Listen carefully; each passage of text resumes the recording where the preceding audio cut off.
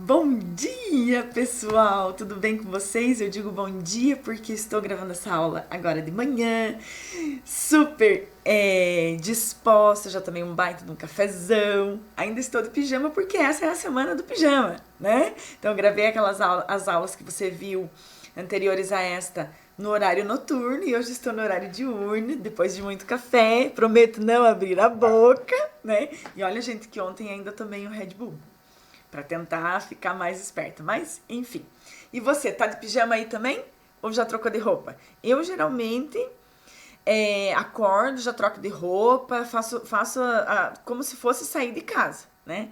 Então eu tô abrindo uma exceção, gravando essas aulinhas de pijama, só porque foi o nosso combinado e a minha promessa vale muito, certo? Última aula então sobre o auxílio doença.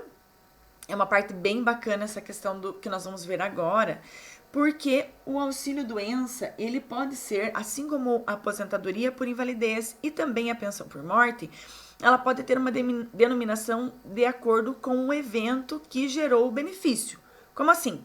Se o auxílio doença ele pode ser em decorrência de uma enfermidade, de uma lesão, de uma doença, e também pode ser em decorrência de um acidente do trabalho. Então ele vai receber uma denominação, apenas um código internamente vai ser mudado no INSS. Mas para o segurado, para fins trabalhistas e previdenciários, isso muda muito. Tá? Tem muita diferença. Então, não é só um númerozinho que vai mudar ali, um número do código dele, mas vai mudar muita coisa na vida do segurado se o benefício for em decorrência de um acidente de trabalho ou não. Então, se for auxílio-doença em decorrência de uma lesão, de uma doença, de qualquer coisa que não tenha relação com o trabalho, com acidentes de trabalho, ele vai se chamar auxílio-doença previdenciário. E se for em decorrência de um acidente de trabalho, vai se chamar auxílio-doença acidentário, ok? Então, vamos lá, vamos ver o que muda na vida do segurado quando se trata de auxílio-doença acidentário e previdenciário.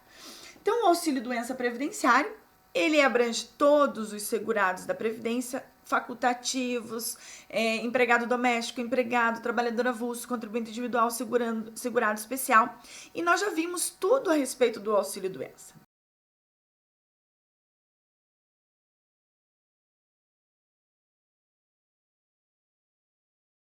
Vimos, né? Qualidade de segurado, carência quando for o caso e incapacidade superior a 15 dias para atividade habitual. Estes são os requisitos para o auxílio doença previdenciário, né? Já vimos os casos que se exige carência e os casos que não se exige carência, ok? O auxílio doença previdenciário, ele não tem efeitos trabalhistas. É muito dolorido quando uma pessoa, por exemplo, um dia veio e falou para mim assim: "Ai, professora, a minha tia estava com câncer, estava se recuperando e tal. Quando voltou para a empresa, depois de cessado o auxílio doença dela, a empresa mandou embora. Pode isso, professora? Pode. A empresa não tem o porquê, né? Se a empresa não quiser ficar com aquela trabalhadora, ela não precisa ficar. A empresa pode demitir a qualquer momento. Não existe estabilidade para quem recebeu o auxílio doença previdenciário, ok? Então, o empregador ele não é obrigado a permanecer com o trabalhador após a cessação do auxílio doença previdenciário e muito menos depositar qualquer valor para este segurado. A única obrigatoriedade da empresa é pagar os 15 primeiros dias do atestado médico, quando se trata de auxílio doença previdenciário. Aí, partimos agora para o auxílio doença acidentário. Por que ele se chama acidentário? Porque é em decorrência de um acidente do trabalho. Professora, o que é um acidente de trabalho? Acidente de trabalho está previsto nos artigos 18, 19 e 20 da Lei 8.213. É lá que nós vamos ver. Na verdade, o artigo 18 está previsto a estabilidade de quem sofre acidente de trabalho. A definição de acidente de trabalho está no artigo 19, 20 e 21 da Lei 8.213, em que pese o acidente de trabalho ocorrer no âmbito trabalhista, a regulamentação do acidente de trabalho está na lei previdenciária, justamente por conta disso, por conta de ser a ter auxílio-doença, aposentadorias por invalidez ou pensão por morte, de acordo com a gravidade do acidente laboral sofrido pelo segurado, certo? Qual que é existem várias diferenças do auxílio-doença acidentário para o auxílio-doença previdenciário. Mas de cara, uma das primeiras diferenças, que inclusive caiu na sua prova, você vai lembrar, é a questão da, se não me engano, é da Algisa Suelen, que no primeiro mês de trabalho, como empregada, sofreu um acidente de trabalho. Se ocorre a incapacidade for em decorrência de um acidente de trabalho, não se exigirá carência, ok? Então pode ocorrer no primeiro dia de trabalho, não se exigirá carência. Porém, o auxílio-doença acidentário, em decorrência de um acidente de trabalho, ele é restrito. Ele não abrange todos os segurados da Previdência Social. Ele abrange apenas alguns. Veja aí no seu slide. O auxílio só pode sofrer auxílio, só tem direito ao auxílio-doença acidentário o empregado, o segurado especial, o trabalhador avulso e, desde a Lei Complementar 150 de 2015, também os empregados domésticos. Então, veja que se uma diarista, que é contribuinte individual, sofrer um acidente de trabalho durante o seu labor, cair de uma escada enquanto limpa uma janela, por exemplo, ela só vai ter direito ao auxílio doença se tiver carência de 12 meses. Desculpa, deleta isso. Porque foi acidente. O auxílio doença, ele não terá carência em decorrência de acidente de qualquer natureza. Beleza. Desculpa, foi falha técnica aqui. Então, só para ficar claro, o auxílio-doença ele não tem carência para acidentes de qualquer natureza, trabalhistas ou extralaboral, certo? A diferença é que, por exemplo, a diarista não tem a estabilidade que teria um empregado quando do retorno ou da cessação do auxílio-doença acidentário, ok? Então, vamos continuar lá.